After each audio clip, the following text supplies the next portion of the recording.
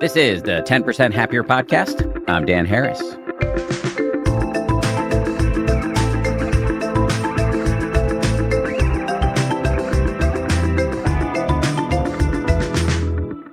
Hello there, how we doing? Today, we're going to talk about how to meditate with the brain you actually have as opposed to the one you wish you had. You're going to be hearing from the great meditation teacher and great friend of mine, Jeff Warren, who is hilariously and also admirably open about his ADHD and bipolar diagnoses. I do want to make one thing clear from the jump here. This is not just a conversation for people who have official labels or diagnoses. As Jeff points out, there may not even be such a thing as a neurotypical brain. Every one of us has quirks, sensitivities, and idiosyncrasies that shape how we show up when we meditate. As you're about to hear, Jeff is relentlessly practical. He's going to break down how to figure out what works for you, whether that's deep breathing practice, open awareness, movement, journaling, just taking a bath, whatever. He talks about why paying attention to your own wiring is not self-indulgent. It's actually a foundation for clarity, regulation, and frankly, being less of a menace to everybody around you. Just a few items of business before we dive in here. First, we will not be holding our weekly live this Tuesday, December 30th. I will be back with you live, though, 3 times during our New Year's challenge. So I'll be doing the regular live session on Tuesday, the 6th at 4 p.m. Eastern. We do our live sessions every Tuesday at 4. But that week, when we'll also be doing our meditation challenge, I'll also be doing live sessions at 4 Eastern on the 8th and also on the 11th. Speaking of the meditation challenge, and also speaking of our live video meditation and Q&A sessions, you can get both the challenge and our live sessions, and of course, this podcast without the ads on our new app, which is called 10% with Dan Harris. You can sign up at danharris.com. There's a free 30-day trial if you want to try before you buy. All right, after the break, Jeff Warren in conversation with the executive producer of this show, DJ Cashmere. I've got a big trip coming up. I'm very excited about this. My family and I are flying to Washington to go to a Washington Commanders football game. As you may have heard me mention before, my beloved brother-in-law, Jack, is a pro scout for the Commanders. Love Jack, love the Commanders, love their head coach who was on this show not long ago. Anyway, I'm excited about this trip, and many of us are heading into a period of time when we're all taking vacation. It's the holiday season, and I've got an idea for you. While you're away, you could use that as an opportunity to host your home on Airbnb. I love staying in welcoming homes that I book on Airbnb. And it got me thinking, my home could do the same for somebody else. I put so much work into this house. My wife put most of the work in, but we put a lot of time and energy into this place. So why not use it as a spot to help other people feel comfortable while they are away from home? And think about it. If you host your home on Airbnb while you're traveling, it's a great way to offset some of the costs of your own trip. You get paid for taking a vacation. And the extra income you make can be put toward an upcoming trip, a splurge you've been eyeing, home improvement projects. So if you've got some holiday travel or any other travel coming up, hosting is a pretty cool and unique way to make some of your money back. Your home might be worth more than you think. Find out how much at airbnb.com/host.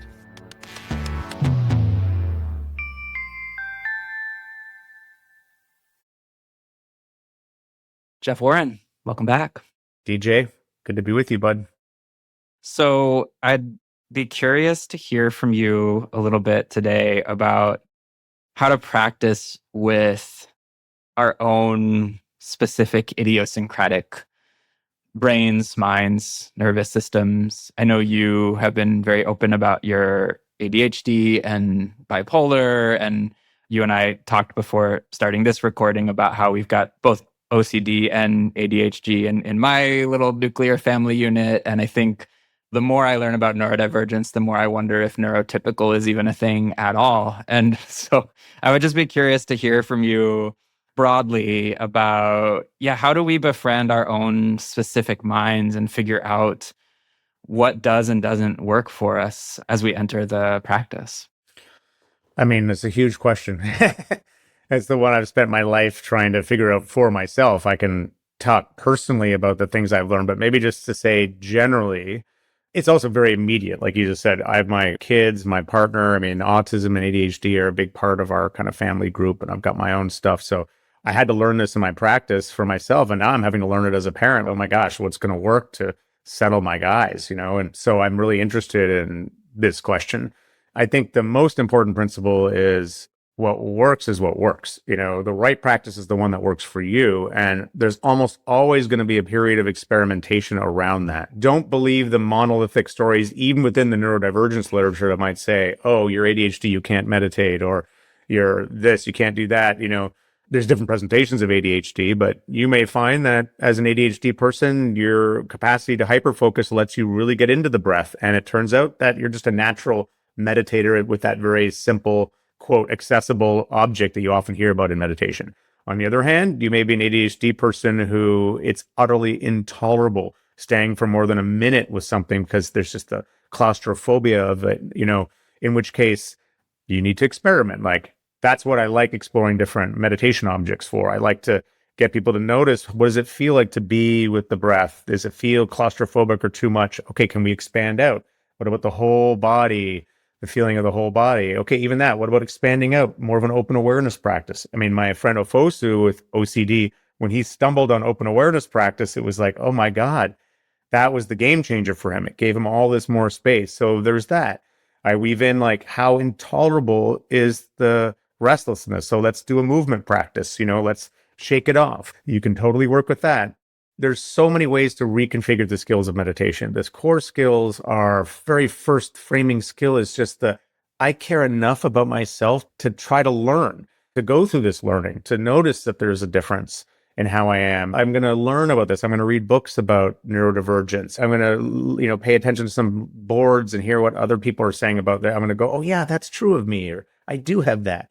I'm going to care about thinking about how to implement self-regulation for myself. Like my roommate is autistic and just had this massive autism burnout situation yesterday and had to totally change her plans. But she knows enough about herself to know to do that, because in the past, she's gone way too far and there's been these downstream causes. So she already has been in a process of learning about that and can say, oh, I can protect myself here. So I can change. So you have this high level caring about your difference, caring about yourself. That's one skill. And then you have the skill always within a practice of, where am I at? What do I need? The clarity. What can I pay attention to that's not the usual stuff of my worries? That's the concentration. So maybe I need to go for a walk in nature. Maybe I need to do a journaling practice or listen to some music or take a bath. Like those things can be regulating. And so the concentration piece is choosing where you want to put your attention. The clarity is learning where you're at, what's happening. The equanimity, always super key. That's one that's not represented much in the neurodiversity literature because there's not really a contemplative understanding there. There's like, own your identity, be your identity. But the equanimity is like, hold it lightly. Let yourself be in a humble place of learning, notice the changeability of you, how the part of you that's noticing your ADD traits is not actually ADHD or OCD or anything. And you can kind of begin to rest back in that. In other words, experiment, learn from others, see it as this necessary part about, oh, how am I wired? Once I can get clarity about how I'm wired, I can begin to communicate that to other people. I can communicate accommodations that I need, or I let people know when I first meet them, like they tell me their name. I'm like, awesome. If I don't write this down on my phone, I'm going to instantly forget it because I'm ADHD and I have like a short-term memory buffer that's like a microfilament thin. I'm not going to remember this, but I'm going to write it on my phone. If I don't write it on my phone, sorry, I'm going to forget. Like I can at least communicate that up front now and because I have that insight, and that actually creates a lot less suffering for me downstream. And so that's a kind of an ADHD answer to your question, but yeah. No, I love it. Let me see if I can try to reflect some of it back. I mean, just first to say, there are going to be plenty of folks listening who have one of these diagnoses and plenty of folks who don't. The folks who don't, that may be because they don't qualify for one of these, and it also may be just because they don't have one, right? Uh-huh. But I think everything you're saying is relevant to every single person listening, because every single brain and nervous system is by definition different in the same way that every fingerprint is different. Diversity is the rule. Right. So I feel like I'm hearing a couple of important things in here. One is just at a baseline, at an absolute baseline foundational first step, is just the learning to give enough of a shit about yourself and have enough warmth towards yourself to start to try to understand how your specific brain, body works, suffers, thrives. And then you mentioned this trifecta, which I know you mentioned on the show before. I think it comes from Shinzen, but correct me if I'm wrong. But the trifecta is the clarity, concentration, equanimity, right? These are sort of the three-legged stool of mindfulness. And clarity in this context could range everywhere from clarity about your particular diagnosis or your brain or your nervous system or your body or your family's needs, clarity. And that's broadly, but that's also in a specific moment, right? Like right now I need a bath, right now I need a walk, right now I need to sit, right now I need Netflix, right? So clarity about who you are, what you need, concentration, however you personally come by concentration and whatever concentration looks like for you. It could be hyper focus on the breath, could be a much looser open awareness, could be something else. And then crucially, you landed on that third leg of the stool, equanimity, which is about whatever the answers to any of the foregoing are, a basic okayness with those answers and also holding them lightly because they, like everything else, are also impermanent. That was a masterful summary. Yeah, a couple of things in there. The concentration is about what do you want to devote your attention to that you've chosen for you. Most people already have a sense of certain things that regulate them. What's interesting is that we often have a kind of intuitive sense of a practice already, or we do. We know hanging out with this person or these friends is kind of like settles me in a deep way. I know going into nature is very settling. So I like to honor where people are already putting their attention. And that is the name of the game. Don't just put it on your worries. Start to choose where you're going to put it for this period of time. That's what a practice is. It's a kind of protected space where you set the intention where you're going to put your attention, including you're going to let yourself wander all over too, because that's part of it, that learning. But that's one piece in there. And then the other piece, maybe more of an empowering. Well, first of all, there is no such thing as a neurotypical brain. That's everyone in the neurodiversity literature is very clear on that. Neurodiversity is the rule, just like biological diversity is the rule. Well, the word that may be more appropriate is more neuronormative, that there are a set of norms about how to function in a culture that some people find impossible to move along with. They really chafe, but others feel like there's almost a set of cultural agreements that they can manage or make do with. Those who can make do with it, who can flow along with it, are more aligned with a kind of neuronormative sort of way of being. Like of course, they're going to have their uniqueness and differences in the way they're wired, but they're not. The reason we came up with neurodiversity in the first place was the way to empower people who felt like they couldn't be in that. There was so much suffering caused by trying to mask or jam your way into this way of operating that where were wired differently. You were like a square peg in a round hole. So that's just a little bit about what is neurotypical. It's like no one's neurotypical. We're all neurodiverse, but it's up to us to figure out how we are in order to flow into what's happening in the world. And then there's this is the exciting thing to put people in the moment. This is the expansion of consciousness in real time. This is the world we're living in. Enormous demands are placed on us that have not been placed there before. In response, nature is creating even more diversity in nervous systems. If these nervous systems are there to be solutions, their creativity, their differences will be solutions to the world's problems, but not if they can't see how to work with themselves. Otherwise, they'll just add to the world's problems. We're in this time where neurodiversity is asking us, it's saying, where there used to be a clump of saying, oh, this is what it is to be human, this kind of a person. We get really close up into that fist and we see that it's lots of little spectrums of sociality, spectrums of sensitivity, spectrums of how we pay attention, spectrums of emotionality, of arousal levels. Like there's this much more diverse, undulating octopus person. And our being is spread out through those different tentacles in different ways. And can we begin to get clear about what those different spectrums are? Oh, then we know ourselves more. We can reflect back to each other more. We can find ecosystems that we can all fit in, as opposed to the opposite of that, which is like, this is how we got to do things. And then you're either in or you're out. And if you're out, all those resources are not going towards helping the world, So that's how I see the big picture. To have that curiosity this time is the cutting edge of what the world needs now. because it'll be turning into the solutions to the world's problems eventually, if you're hopeful about it. That was such a rich answer. And I'll be thinking more after we hop about what you said about there's no neurotypical, but there's definitely neuronormative and what it feels like for people who fall outside of that. That was really helpful. I just want to ask one more question before I let you go here. As I'm listening to you talk about not just the personal, I hesitate to say this, but it's kind of a Danism, but the sort of geopolitical case for figuring out your own nervous system. It's putting me in mind of the conversations I've had over the last few months with Kyra Jewell, with Dawn, with Kara, with Vinny, with Seb, with Christiana, all of these wonderful teachers. And over and over and over, it doesn't seem to matter what the question even is. We keep coming back to this same central tenet of the importance of being present enough with yourself and open enough with yourself to figure out what genuinely works for you. And that comes up in the context, whether we're talking about like, how do I choose which meditation to do? Or what do I do when I'm in pain? Or how do I meditate with anger, right? Like the answer is always shot through with some sense of like, well, it depends, learn to listen to yourself.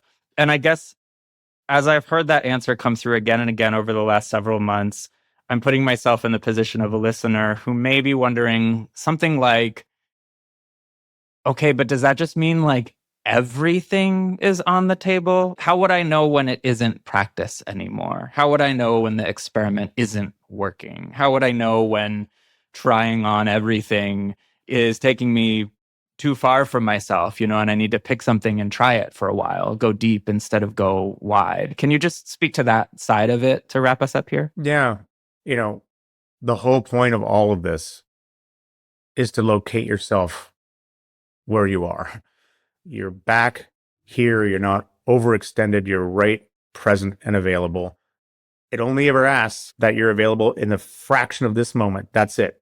From this place, what is the signal that wants to come through about where you want to put your attention, how you want to respond? It's always coming back to this place.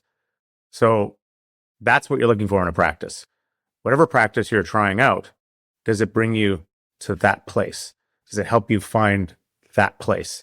And that's it. That is the measure of a successful practice. It's not any special effect happening inside the meditation itself. It's not is that ever more true for you? And so some people are going to find that through, they devote themselves to one thing, to the breath in a particular tradition, and they're finding that this is true. They're ever more present in that way. Great. Ain't broke, don't fix it. There will be a necessary time of devoting yourself. We're talking about you have to first get settled so that you can find that sense of presence. So whatever will settle you. If that's not you, you may need to be a little more exploring to figure out what's going to work. And that's just because you're wired that way. It's not obvious what that thing is, but the litmus test is, in life, are you more available and present for the signal of what wants to come true, what wants to happen? You never need to go beyond that. You only ever need to live in the micro thin filament layer of the moment. Boom, back here, more settled, what wants to happen? Back here, more settled, what wants to happen? Whatever will support you in that, that's your practice. It might be a journaling practice. It might be your yoga practice. You're flowing with the breath. It helps you feel more settled, and so you work with what you already know about yourself. But it's true, at a certain point, the way I get through my ADHD, I jump around all the time with different practices, but I'm always cultivating those skills.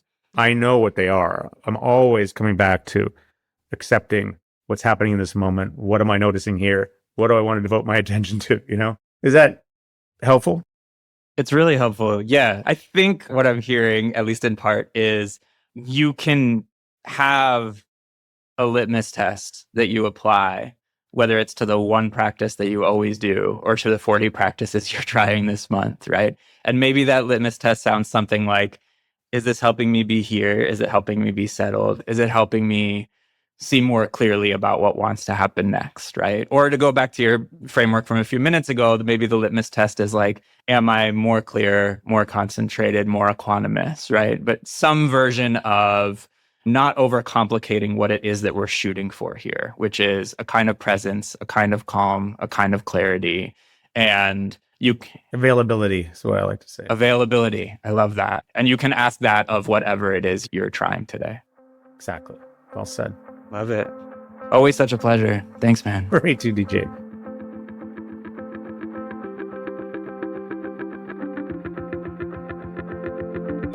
Thank you to Jeff. Thank you to DJ. Thank you as well to our incredible intern, Malika Tatavarti, for her editing help on this episode. Don't forget, we will not be doing our regularly scheduled live meditation and Q&A session this Tuesday, December 30th. I will be back live, though, 3 times during the week of January 5th. That's the week of our 7-day meditation challenge, our New Year's meditation challenge led by the great Joseph Goldstein. I'm going to do a live session on Tuesday, as I always do at 4 Eastern, and then 2 more sessions, one on the 8th and one on the 11th, to hear your take on Joseph's meditations, answer your questions, etc., etc. If you want to join the challenge and if you want to join our live sessions, you got to sign up over at danharris.com for our new app, 10% with Dan Harris. And finally, thank you to everybody who worked so hard on this show. Our producers are Tara Anderson and Eleanor Vasili. Our recording and engineering is handled by the great folks over at Pod People. Lauren Smith is our managing producer. Marissa Schneiderman is our senior producer. DJ Cashmere is our executive producer. And Nick Thorburn of the band Islands wrote our theme.